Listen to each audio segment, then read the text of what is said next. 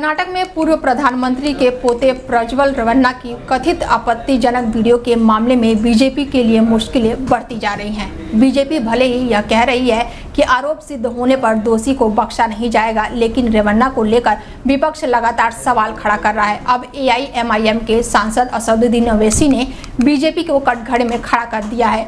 उन्होंने सवाल किया है कि रेवन्ना की जगह कोई अब्दुल होता तो क्या होता। असदुद्दीन ओवैसी ने रेवन्ना के कथित वीडियो मामले को लेकर बीजेपी पर सीधा निशाना साधा है।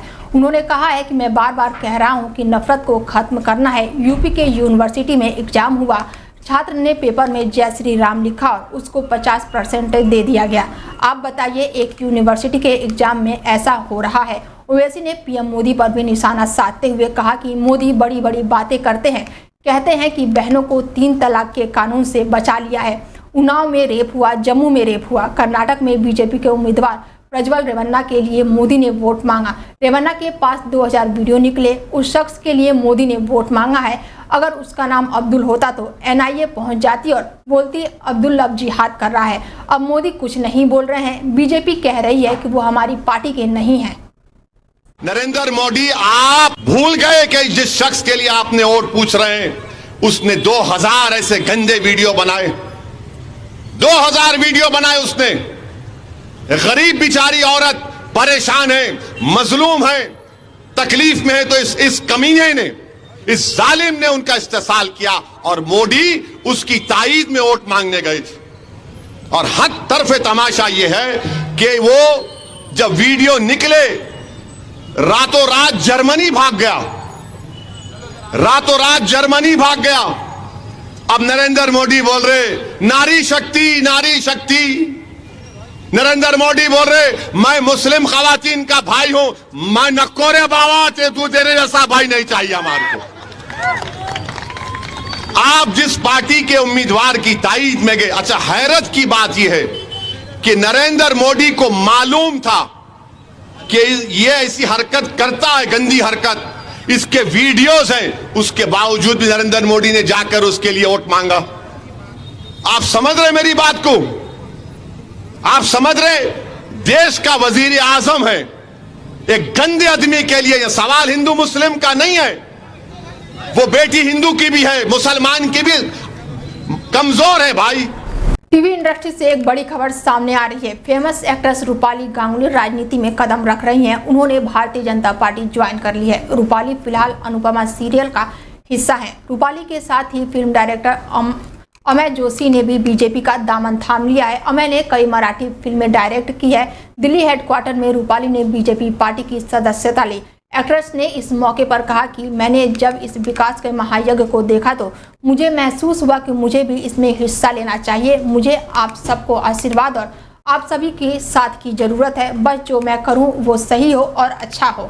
एक नागरिक के नाते ही सही, लेकिन हम सबको इसमें सहभागी होना चाहिए।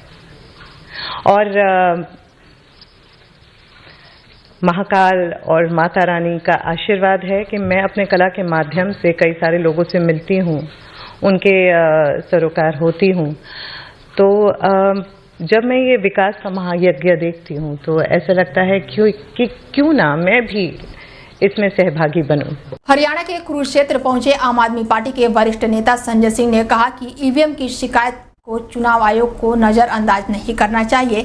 वहीं संजय सिंह ने कोरोना वैक्सीन कोविशील्ड की वजह से हो रही मौतों की गहराई से जांच करने की मांग की है और कहा कि पता चलना चाहिए कि इसके पीछे कौन है और कौन से लोग शामिल हैं। कंपनी के मालिक के खिलाफ हत्या का मामला दर्ज होना चाहिए और जिम्मेदार लोगों के खिलाफ कार्रवाई की जाए। संजय सिंह ने कहा कि कोरोना वैक्सीन कोविशील्ड पर अब गंभीर परिणाम आ रहे हैं। कुरुक्षेत्र में संजय सिंह ने आगे ये भी कहा है कि आज 25 से 30 साल का जवान चलते हुए गिर जा रहा है। यह सच है कि आज व्यक्ति मौत के आगोश में समा रहा है और आज इन लोगों की मौत कोविशील्ड के कारण हो रही है।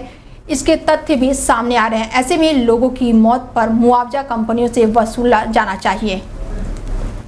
हमारे 750 किसानों ने अपनी शहादत दी, जिसमें पंजाब के किसान, हरियाणा के किसान, पश्चिमी उत्तर प्रदेश के किसान, राजस्थान के किसान, यहाँ तक कि तमिलनाडु, गुजरात, दूसरे राज्यों के भी किसानों ने, बिहार के किसानों ने अपनी शहादत दी। क्यों दी? एक काला कानून लेके आए। और सुशील गुप्ता जी उस समय हमारे साथ थे। पंजाब के मुख्यमंत्री ने, सुशील गुप्ता जी ने, हम लोगों ने प्रधानमंत्री के सामने विरोध किया था, नारे लगाए थे, वो आज भी होगा मौजूद, देख लीजिएगा आप। देश में तेज गर्मी का असर लगातार बढ़ता जा रहा है। मौसम विभाग ने पश्चिम बंगाल, ओडिशा, बिहार, झारखंड, गुजरात और ओडिशा में 2 दिन के लिए हीट वेव का अलर्ट जारी कर दिया है। वहीं तेलंगाना, कर्नाटक, आंध्र प्रदेश, महाराष्ट्र और तमिलनाडु में भी आज लू चलने की संभावना जताई गई है। मीडिया रिपोर्ट के मुताबिक केरल में तेज गर्मी और हीट स्ट्रोक के कारण 4 लोगों की मौत हो गई है। केरल के हेल्थ मिनिस्टर ने स्थिति को लेकर हाई लेवल मीटिंग बुलाई है। गुजरात के अलावा इन सभी राज्यों में मई के पूरे महीने में हीट वेव का असर देखने को मिलेगा। हालांकि मध्य प्रदेश में लू से काफी हद तक राहत रहेगी। तमिलनाडु, कर्नाटक, गोवा, असम और त्रिपुरा में उमस भरी गर्मी का भी अनुमान लगाया जा रहा है।